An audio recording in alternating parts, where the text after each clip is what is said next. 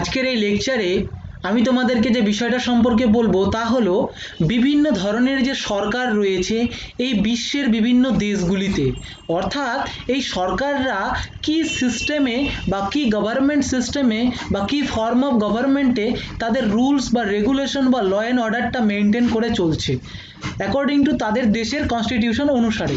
তো প্রথমে আমরা জেনে নিই যে কি কি ধরনের অ্যাকচুয়ালি এই সরকাররা হয় বা এই গভর্নমেন্ট হয়। নাম্বার ওয়ান হলো ডেমোক্রেটিক গভর্নমেন্ট, নাম্বার টু হলো monarchy government, number three dictatorship government, number four federal government and unitary government. এইবার এই যে টার্মগুলো বললাম আমি তোমাদেরকে, এদের যে বেসিক কনসেপ্টগুলো রয়েছে সেগুলো আমরা এখন ক্লিয়ার করব। তো প্রথম আমরা জেনে নিই যে এই যে ডেমোক্রেসি বা ডেমোক্রেটিক গভর্নমেন্ট রয়েছে, এই ডেমোক্রেটিক কান্ট্রিগুলোতে অ্যাকচুয়ালি রুলস অ্যান্ড রেগুলেশনগুলো কাদের দ্বারা করা হয়, কিভাবে করা হয় এবং সরকাররা কিভাবে নিয়োগ হয়। তো প্রথমে আমি তোমাদের বলে দিই, democracy means a rule by the common people, অর্থাৎ সাধারণ মানুষেরা এখানে অ্যাকচুয়ালি রুল করে মানুষদের উপরে। তারপরে কি, people make the government by their vote, অর্থাৎ মানুষদের একটা অধিকার থাকে এই গভর্নমেন্টগুলি তৈরি করার ক্ষেত্রে, মানুষেরা তাদের ভোটের মাধ্যমে এই গভর্নমেন্টগুলোকে কি করে তৈরি করে। তারপরে বলে দিই, পিপুল আর দ্য সুপ্রিম, অর্থাৎ মানুষেরা হয় এই ডেমোক্রেটিক সিস্টেমের ক্ষেত্রে সুপ্রিম, কোনো ইনস্টিটিউশন তার উপরে হয় না। তারপরে বলে দিই যে এই যে গভর্নমেন্ট তৈরি হয় মানুষদের দ্বারা, সেই গভর্নমেন্ট যদি কোনো ভুল করে বা যদি কোনো আইন পাস করে, তাহলে সে তার জন্য তাকে যদি কোনো কোশ্চেন করা হয় সাধারণ মানুষদের দ্বারা, তাহলে তাকে অ্যান্সার দেওয়া বাধ্যতামূলক করা হয়। এটা কোন কোন সিস্টেমের ক্ষেত্রে করা হয়? শুধুমাত্র যে বিভিন্ন ডেমোক্রেটিক কান্ট্রিগুলো রয়েছে সেগুলোর ক্ষেত্রে এই আইনটি প্রযোজ্য। তারপরে বলে দিই যে এই সাধারণ মানুষেরা তাদের বিভিন্ন সময়ে বিভিন্ন পার্টিকে এখানে অ্যাজ এ উইনার হিসেবে ঘোষণা করতে পারে বা বিভিন্ন কমন পার্সনকে এই আইনটা বা এই রুলসটা দিতে পারে।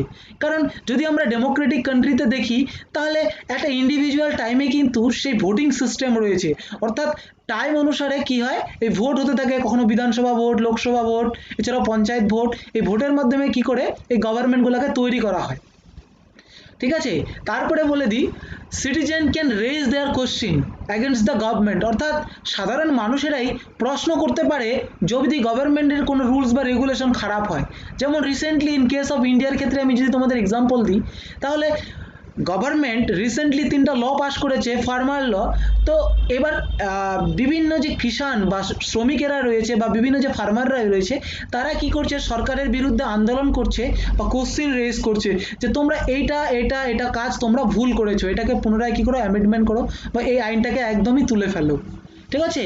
এবার আমরা জেনে নিই অ্যাকচুয়ালি কি কি এক্সাম্পলগুলো লক্ষ্য করা যায় এই ডেমোক্রেটিক কান্ট্রি বা কোন কোন দেশগুলোতে আমরা এই ডেমোক্রেটিক গভর্নমেন্টটা খুঁজে পাই। তো নাম্বার ওয়ান বলবো ইন্ডিয়া, নাম্বার টু হলো গিয়ে USA, Norway, Ireland, Sweden, Denmark, Finland and Pakistan, Bangladesh. এই সমস্ত কান্ট্রিগুলোতে কি হয়েছে যে ডেমোক্রেটিক গভর্নমেন্টগুলা তাদের রুলস বা রেগুলেশনগুলো চালাচ্ছে। চলুন এবার আমরা জেনে নিই মোনার্চি গভর্নমেন্ট অ্যাকচুয়ালি কি বা মোনার্চি সিস্টেমটা কি। Monarchy means rule by the king or queen or a monarch or a emperor, ঠিক আছে। অর্থাৎ কোনো একটা নির্দিষ্ট দেশে সেই দেশের রাজা বা রানী যদি শাসন কার্য প্রণালী করবে এই মোনার্চি সিস্টেমের ক্ষেত্রে। People do not make the government by the vote, অর্থাৎ মানুষদের কোনো অধিকার নেই এখানে ভোটের মাধ্যমে একটা কমন পিপুলকে রুলস বা তাদের দেশের সমস্ত অধিকারটি দিয়ে দেওয়া, ঠিক আছে। তারপরে কি, যে king and queen are the supreme, অর্থাৎ মোনার্চি সিস্টেমের ক্ষেত্রে কিং আর কুইনই হয় এখানকার সুপ্রিম বা প্রধান। তারপরে কি, গভর্নমেন্ট এটা বাধ্যতামূলক নেই যে গভর্নমেন্টকে অ্যান্সার দিতে হবে, কোনো জনগণ সেই দেশের প্রশ্ন করলে গভর্নমেন্টের বিরুদ্ধে, ওকে। তারপরে কি, যে এবার প্রশ্ন যে এই মোনার্চি সিস্টেমে তাহলে কিভাবে অ্যাকচুয়ালি পরবর্তী যে রুল করবে সে কিভাবে নিয়োগ হয়।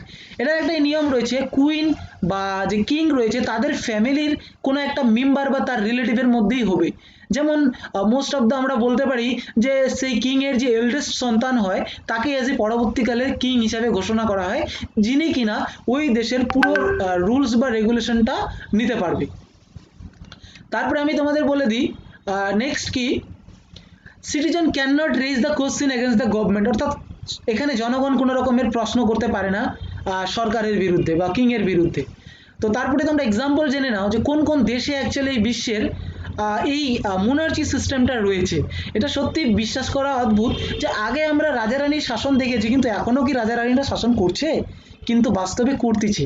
যেমন as for example Morocco, Saudi Arab, Jordan, Oman, Qatar, Kuwait, এই সমস্ত দেশগুলো যে রয়েছে এখানে মোনার্চি সিস্টেমে গভর্নমেন্টরা রুলস করছে বা রেগুলেশন করছে। তার থেকে আরেকটা যে সিস্টেম আছে গভর্নমেন্ট করার, সেটা হলো ডিক্টেটরশিপ গভর্নমেন্ট। ঠিক আছে, বলছে dictatorship means a rule by a single man, অর্থাৎ একটা মানুষের হাতেই এই পুরো ক্ষমতাটা কেন্দ্রীভূত থাকে, আর কোনো মানুষ এখানে নিয়োগ হতে পারে না। কিন্তু যদি আমরা মোনার্চি সিস্টেম দেখি, সেখানেও কিন্তু ক্যাবিনেট তৈরি হয়। সেই ক্যাবিনেটরা কি করে রাজা বা রানীকে তাদের পরামর্শ দেয় এবং সেই পরামর্শ মেনে কুইন বা কিং কাজটি করতে পারে। কিন্তু যদি আমরা ডেমোক্রেটিক কান্ট্রিতে দেখি, তাহলে সেখানেও কিন্তু প্রধানমন্ত্রীর আন্ডারে একটা ক্যাবিনেট গঠিত করা হয়, যেখানে বিভিন্ন ধরনের মন্ত্রীরা থাকে। তো এক্ষেত্রে কিন্তু ডিক্টেটরশিপের ক্ষেত্রে কোনো রকমের মন্ত্রী থাকে না, এখানে একটা মানুষের হাতেই সমস্ত ক্ষমতাটা অর্পণ করে দেওয়া থাকে। তিনি দেশের জন্য যেটাই ভালো ভাববেন সেটাই করবেন, যদি তিনি খারাপ করেন তো খারাপ, ভালো করলে ভালো। ঠিক আছে, তারপরে আমরা জেনে নিই পরবর্তী বৈশিষ্ট্যটা কি রয়েছে এই ডিক্টেটরশিপের। People do not make their government by their vote, অর্থাৎ মানুষদের কোনো অধিকার নেই এখানে ভোট দিয়ে একটা সরকারকে নিয়োগ করার। ঠিক আছে, তারপরে কি বলছে, একটা মানুষই কিন্তু এই দেশের সুপ্রিম, দুটা মানুষ না, একটাই মানুষ। ওকে, তারপরে কি, the government is not answerable, অর্থাৎ একটা গভর্নমেন্ট একটা কাজ ভুল করেছে, সেটার জন্য গভর্নমেন্ট কোনো দায় দায়িত্ব নেই যে তার অ্যান্সার দিবে জনগণকে। এবার প্রশ্ন যে ডিক্টেটরশিপটা অ্যাকচুয়ালি আসে কিভাবে, এরা তৈরি হয় কিভাবে? তো বলে দিই তোমাদেরকে, কোনো একটা রুলার বা কোনো একটা মানুষের আন্ডারে একটা মিলিটারি থাকে, সেই মিলিটারির ক্ষমতায় সে কি করে একজনের কাছ থেকে সেই ক্ষমতাটা নিয়ে সেখানে কি ডিক্টেটরশিপ শুরু করে বা ডিক্টেটরশিপ গভর্নমেন্ট শুরু করে। তারপরে কি, citizen can not raise their question against the government. হ্যাঁ, জনগণ সাধারণত পারে না কোনো রকমের অ্যাকচুয়ালি প্রশ্ন করতে। অ্যাকচুয়ালি যারা ডিক্টেটরশিপে দেশে থাকে তারাই বুঝে যে অ্যাকচুয়ালি ফান্ডামেন্টাল রাইটস কি, ফান্ডামেন্টাল ডিউটিস, এই সমস্ত কিছু তো ওরা জানেই না। তার সাথে সাথে বলবো যে ওদের বিরুদ্ধে বা ওদের সঙ্গে কোনো যদি অত্যাচার করে সরকার, তার এগেনস্টেও কিছু করতে পারবে না ওরা। তাহলে আমরা জেনে নিই অ্যাকচুয়ালি যে কোন কোন জায়গাগুলোতে অ্যাকচুয়ালি এই ধরনের গভর্নমেন্টগুলো ছিল বা আছে। যেমন পাকিস্তানে ছিল এক সময় পারভেজ মোশাররফ আলম নামে একজন, যিনি কিনা ডিক্টেটরশিপ গভর্নমেন্ট চালাতেন। তারপরে বলে দিই সাদ্দাম হোসেন, যিনি কিনা ইরাকে ডিক্টেটরশিপ গভর্নমেন্ট চালাতেন। তারপরে হচ্ছে হিটলার, জার্মানিতে হিটলারের সম্পর্কে তোমরা সবাই জানো, যে কিনা একজন প্রধান দায়ী এই দ্বিতীয় বিশ্বযুদ্ধ হওয়ার কারণে। আর যুদ্ধ মানেই হলো গিয়ে ধ্বংস, একটা প্রপার্টি ধ্বংসের ক্ষেত্রে যুদ্ধ হলো প্রধান। তাই ডিক্টেটরশিপ গভর্নমেন্ট মানে এরা সবসময় ওয়ারের দিকেই ছুটে যায়। তারপরে কিম জং, নর্থ কোরিয়া, যেটা রিসেন্টলি একটা পপুলার, যিনি যার সম্পর্কে প্রায় 90% লোকই তোমরা জানো। তো এগুলাতে কি রয়েছে, ডিক্টেটরশিপ গভর্নমেন্টগুলি রয়েছে। তাহলে এবার আমরা জেনে নিই আরেকটা কি, ইউনিটারি গভর্নমেন্ট জিনিসটা কি।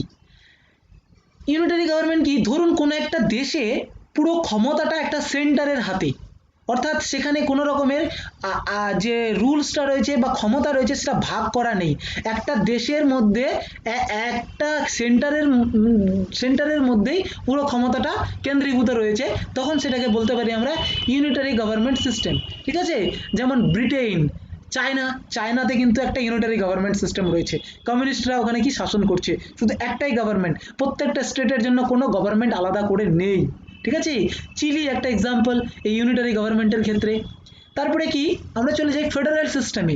ফেডারেল গভর্নমেন্ট সিস্টেম জিনিসটা কি, এখানে কি আছে যে একটা সেন্টারের হাতে তো ক্ষমতা দেওয়া রয়েছেই, কিন্তু কিছু কিছু ক্ষমতা স্টেটের হাতেও দেওয়া রয়েছে, অর্থাৎ স্টেটে একটা আলাদা গভর্নমেন্ট তৈরি হতে পারে, সেন্টারে একটা আলাদা গভর্নমেন্ট তৈরি হতে পারে। স্টেটের ওয়েলফেয়ারের জন্য স্টেট গভর্নমেন্ট দায়ী, আর সেন্টারের ওয়েলফেয়ারের জন্য সেন্ট্রাল গভর্নমেন্ট দায়ী। ঠিক আছে, অর্থাৎ ক্ষমতাটা এখানে ভাগ করা থাকে, স্টেটে একজনকে দেওয়া থাকে, সেন্টারে আরেকজনকে দেওয়া থাকে, এটাকে বলবো আমরা ফেডারেল সিস্টেম। তোমরা অ্যাজ ফর এক্সাম্পল ইন্ডিয়াকে ধরতে পারো, যে ইন্ডিয়া হলো একটা ফেডারেল সিস্টেম। যদি আমরা ধরি সেন্টারে বিজেপি গভর্নমেন্ট রুলস অ্যান্ড রেগুলেশনগুলো চালাচ্ছে, বাট কিন্তু আমরা যদি ওয়েস্ট বেঙ্গলে দেখি, তাহলে এখানে টিএমসি গভর্নমেন্ট কি করছে, তাদের ক্ষমতা দখলে রয়েছে। এই যে হোল সিস্টেমটা রয়েছে এটাকে বলা হয় ফেডারেল সিস্টেম।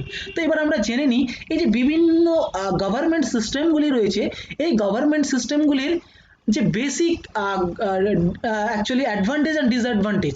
এবার আমরা শুধুমাত্র ডিটেক্টরশিপকে যদি আমরা ব্লেম করি সেটা বলতে পারবো না, প্রত্যেকটা সিস্টেমের কিন্তু কিছু অ্যাডভান্টেজ রয়েছে, সাথে কি রয়েছে, কিছু ডিসঅ্যাডভান্টেজ রয়েছে।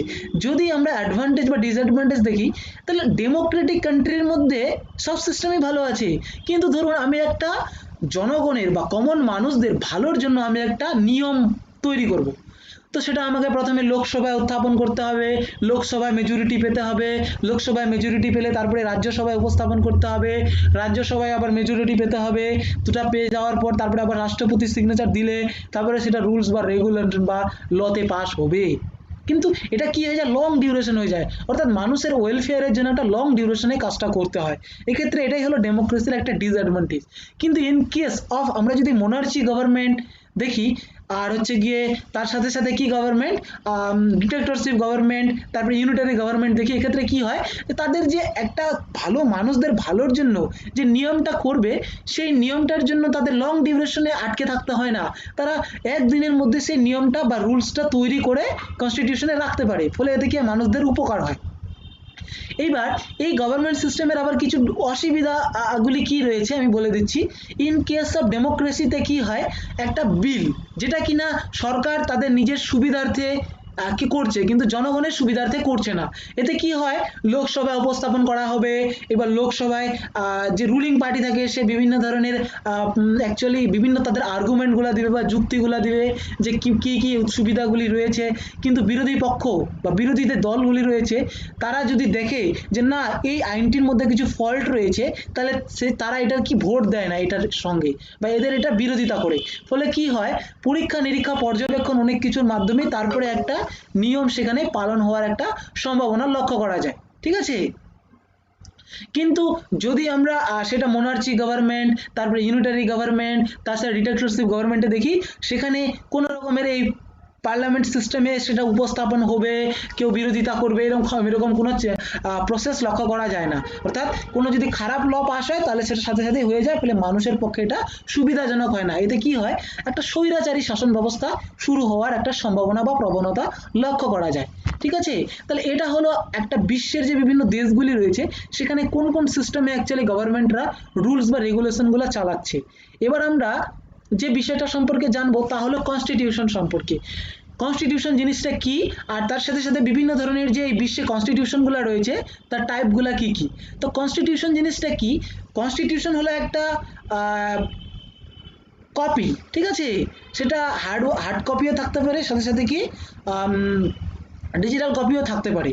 তো জিনিসটা কি হয়, সেখানে বিভিন্ন নিয়মগুলি লেখা থাকে এবং তার উপর বেশ করে প্রত্যেকটা সিটিজেনকে প্রতিনিয়ত তাদের জীবনযাপন করতে হয়, এবং সেটাকে যদি লঙ্ঘন করে তাহলে তার এগেনস্টে তাকে কি করে পানিশমেন্ট দেওয়া হয়। এটাই হলো অ্যাকচুয়ালি কনস্টিটিউশন, যাকে ফলো করে সবাইকে চলতে হয়।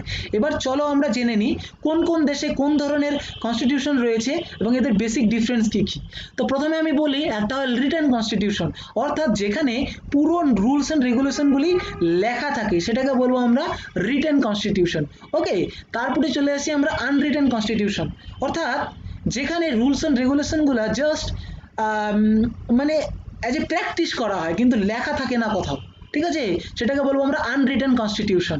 তারপরে চলে আসি আমরা, যদি আমরা অ্যাজ এ আনরিটেন কনস্টিটিউশন দেখি, তাহলে ব্রিটেন যে কনস্টিটিউশনটা রয়েছে সেটা হলো আনরিটেন কনস্টিটিউশন, কিন্তু ইন্ডিয়ারটা কিছুটা রিটেন কনস্টিটিউশন রয়েছে। তারপরে চলে আসি আমরা রিজিড কনস্টিটিউশন আর হচ্ছে ফ্লেক্সিবল কনস্টিটিউশন।